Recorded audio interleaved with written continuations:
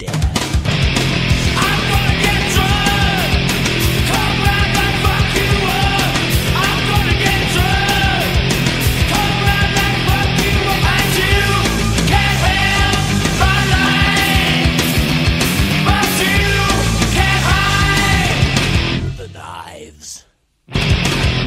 Okay, so I remember when this film came out and there was an incredible level of hype coming from Bizarre magazine, and I was genuinely excited to see if this would actually be the modern equivalent of A Clockwork Orange, like it was supposed to be.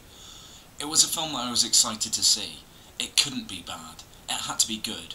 It couldn't be bad, could it? But in the end I was left with conflicted feelings. I'd enjoyed the movie, but at the same time it had seemed incredibly vacant and empty. Instead of there being some kind of lesson, a moral to shine the light in the darkness of the portrayed events, it seemed more like the story of one man's battle against clothing. So with all that said and done, should we take a look at the film that brought Tom Hardy to everyone's attention? You know, the man that's gonna break Batman? That man. And his wang. So this is the beginning. He's already naked and he's in a cage. This is the point where the grimy lighting lifts the seedy 80s tone to reveal... Is he covered in shit and blood? Regardless, he soon will be as the police burst in to brutalise him. Oh, I think this film's gonna have a completely accurate portrayal of the British judicial system. Then there's that dreaded title card, based on a true story. Loosely based, yes, but this is a loathsome practice, a bullshit method of attempting to instantly inject some credibility into a film that clearly lacks any. So Charlie explains his youth. There was nothing wonky about my upbringing. My parents were decent, respectable and upstanding members of society. Oh really? Maybe he was just misrepresented and he really wasn't that bad at all. Oh look, he's beating a kid in the face, and look, he's fighting a teacher. Okay, so everyone's been in that position. To be fair, trigonometry is a difficult subject for some people. It wasn't bad. It wasn't bad. And I still have my principles.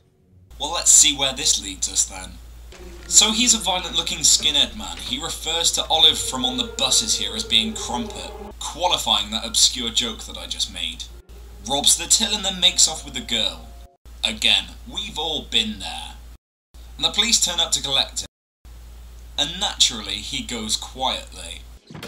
Wait, that's the opposite of what happens. So apparently he married Olive and they had a baby, and now he's decorating a room. And... humping a shotgun. Okay, it's clear that this man is slightly tapped. 7 years! Don't worry, son. You won't do the 7. You'll be out in 4. I can't tell whether he's mental or just a bit retarded. So here's the turning point. The film's been quite clear so far that it's in a stylised and bizarre manner, but this tips the bucket over into painting him as a Joker-like character as well. So throughout the film, we cut back between the film narrative and two forms of crazed narration. The simple dark narration and this fucking obscurity. Okay, so this film's trying its best to tick all of those Clockwork Orange boxes. He paces his cell like a caged lion, talking crazy talk and generally being crazy before settling on the idea of becoming famous in prison by becoming a prisoner of renown. I wonder how this is going to go. Instead of being a good boy and doing his sewing, he opts to act like a child. So you can get a job. Fuck off. And I thought it was going to be hard to relate to this character. He continues in his childish defiance and proceeds to toll-chock this Rozzo and his Gulliver and partake in a bit of the good old ultra-violence. So he offers this guard a cup of tea, and then Superhands turns up, the lovable scamp. Andy Parsons offers him a cup of tea before the overly camp Hans comments on his muscly body and he assumes a boxing stance and a confused face. Clearly homosexuality freezes him in his tracks. That's how they get you, don't you know? And we jarringly cut back to the one-man stage show. A man heckles him and he says this. As what? You don't want to be trapped inside with me, sunshine. Inside, I'm someone nobody wants to fuck with, do you understand? I think it's time to address how crazy Bronson actually is with a new feature. The Anthony Hopkins scale of crazy. Well, we'll let a little more happen before we definitively place him on this scale. They then show narrated stills of what happened when he set out on his retarded mission to become prison famous, and he says all of this shit. Prison was... honestly... brilliant! I liked it personally. Oh, fuck that. I loved it! Now, this kind of behaviour isn't really tolerated by the prison guards. And he's moved from prison to prison until eventually, fed up with all of his bullshit, they put him in a little cage.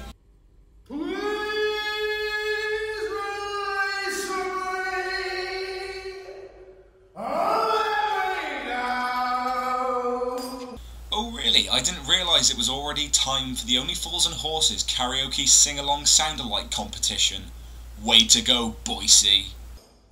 'Cause I don't love you.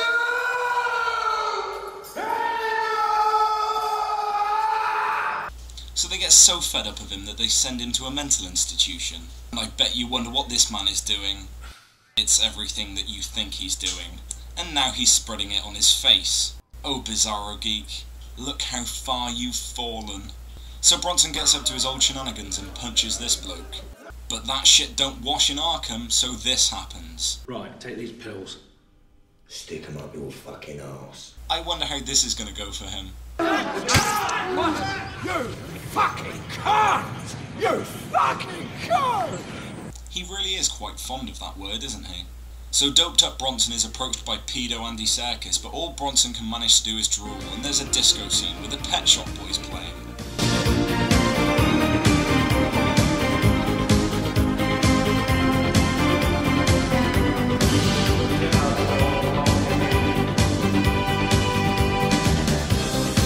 These mentals have got some seriously good moves. Bronson tries to shuffle out but fails. For some reason he then cries like a crazy man and shouts his favourite word. Something tells me this isn't going to end well either. Oh look, it's not. Andy Serkis is being strangled with a sock. I suppose that's better than having your face smashed in by a giant porcelain cock. This is where the film tries really hard to be strange and obscure again. He has a conversation with himself on stage and then gets taken to Broadmoor. And then, disturbingly, they show the actual footage of what happened when Bronson went to Broadmoor. He becomes Britain's most expensive criminal, and, naturally, they certify him sane and release him. He collects his belongings from the guards in a scene that totally isn't anything at all like Clockwork Orange in any way, and then he goes home with his mother. Oh, look, it's me. I was very small. He suddenly turned from being incredibly intimidating to suddenly incredibly pitiful in a short space of time. Anyway, he harasses Smell from This Is England on the train. Yeah, doing what? I'm gonna kill the Queen. Gets confused by a locked gate and goes to his gay uncle's flat where he's given a cocktail by the world's ugliest transvestite. Mum? And is introduced to the love interest in the loosest of terms. He then meets with Superhands at a strip club and gets his fighting name. Love. Nobody gives a toss about Charlton Heston, the man's a cunt. You're more the Charles Bronson type. Charles Bronson. For the sight of a naked woman gives Charlie a boner so potent that it paralyses him in his tracks.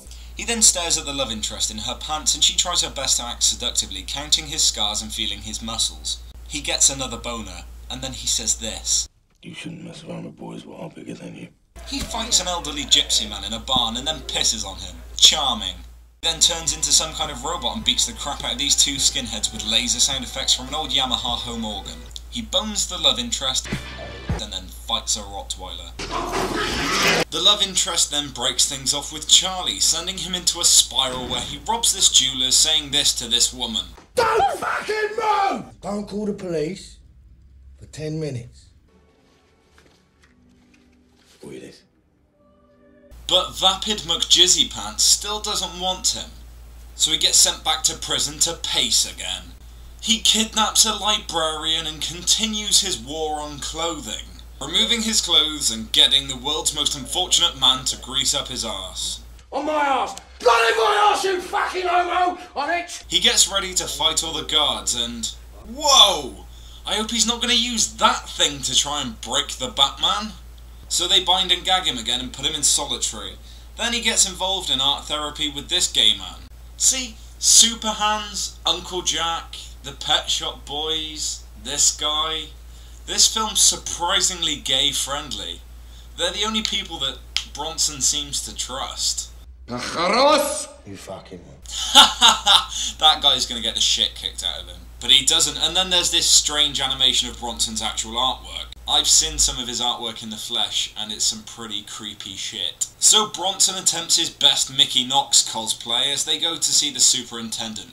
He fucks him over and won't look at his art and stuff, so naturally back in the art department he goes crazy and kidnaps the art bloke. Come on, it's what I do when people refuse to look at my DeviantArt page. Oi, Paige. What? Look at my DeviantArt. No, look at it later. Why not? Look at it now. No. You homo! He shouts a bit on stage and then walks off in a huff. And thank fuck, because it's only been 10 minutes since the last time I saw his penis, well, he's stripped down bollock naked again, and he's painting himself black this time. He's also painted the art bloke to look like him, and then he just gives up. Right, that's enough! He's had enough! Get him out of here! And naturally, in the way this film works, the ultraviolence kicks back in, and there's Tall Chocks Aplenty, Bobby Flo's horror show in this fearsome bit versus the Millicent's Scory Rastress. On a scale of 1 to 10 Anthony Hopkins... Anthony Hopkins! Well, Bronson as a character rates in at about a 6. He's not really crazy as such, just trying to live up to this ideal that he's set himself, and ultimately is just incredibly misguided in his attempt to become famous. Overall, the film's really a strange mix of things. I know I've been hammering on the whole Clockwork Orange joke, but it was marketed as being the new Clockwork Orange, and as such, it just comes across as childish and contrived in comparison. It's unfair to say that it's a bad film. It is captivating and entertaining, and I did enjoy the film. It's delightfully 80s throughout, with authentic sounding scores and the appropriate music. The tone of the film is well established, being eclectic and interesting, conveying the sense of confusion and mental instability of Bronson, with the lighting adding a grimy and seedy element that makes you feel slightly like you might develop ocular herpes from watching this film. But in the end, its artsy nature is too cold and calculated for it to actually have any kind of effect, and as a result, it just comes across as pretentious shit. However, it is a fun and delightful jaunt into the mind of Bronson, one of Britain's most notorious institutionalised men. But if you'll excuse me, I'm off to watch a film that does all of the things that I've mentioned above, but utterly terribly. Yes, that's right. The next review is going to be Hobo with a Shotgun. I want your heart, your soul, and your mind. You give me trust, your body, In blood. Regardless, he soon will be as the police burst in to brutalise him. Oh, I think this film's going to have a completely accurate portrayal of the British judicial system. Then there's that dreaded title card, based on a true story. Loosely based, yes, but this is a loathsome practice, a bullshit method of attempting to instantly inject some credibility into a film that clearly lacks any. So Charlie explains his youth. There was nothing wonky Of hype coming from Bizarre magazine, and I was genuinely excited to see if this would actually be the modern equivalent of A Clockwork Orange, like it was supposed to be. It was a film that I was excited to see. It couldn't be bad. It had to be good. It couldn't be bad, could it? But in the end I was left with conflicted feelings. I'd enjoyed the movie, but at the same time it had seemed incredibly vacant and empty. Instead of there being some kind of lesson, a moral to shine the light in the darkness of the portrayal. about my upbringing. My parents were decent, respectable and upstanding members of society. Oh really? Maybe he was just misrepresented and he really wasn't that bad at all. Oh look, he's beating a kid in the face, and look, he's fighting a teacher. Okay, so everyone's been in that position. To be fair, trigonometry is a difficult subject for some people. It wasn't bad. Events. It seemed more like the story of one man's battle against clothing. So with all that said and done, should we take a look at the film that brought Tom Hardy to everyone's attention? You know, the man that's gonna break Batman? That man. And his wang. So this is the beginning. He's already naked and he's in a cage. This is the point where the grimy lighting lifts the seedy 80s tone to reveal... Is he covered in shit? I'm gonna get drunk, come round and fuck you up.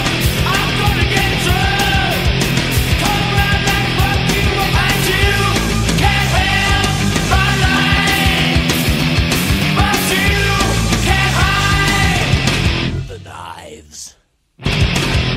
Okay, so I remember when this film came out and there was an incredible level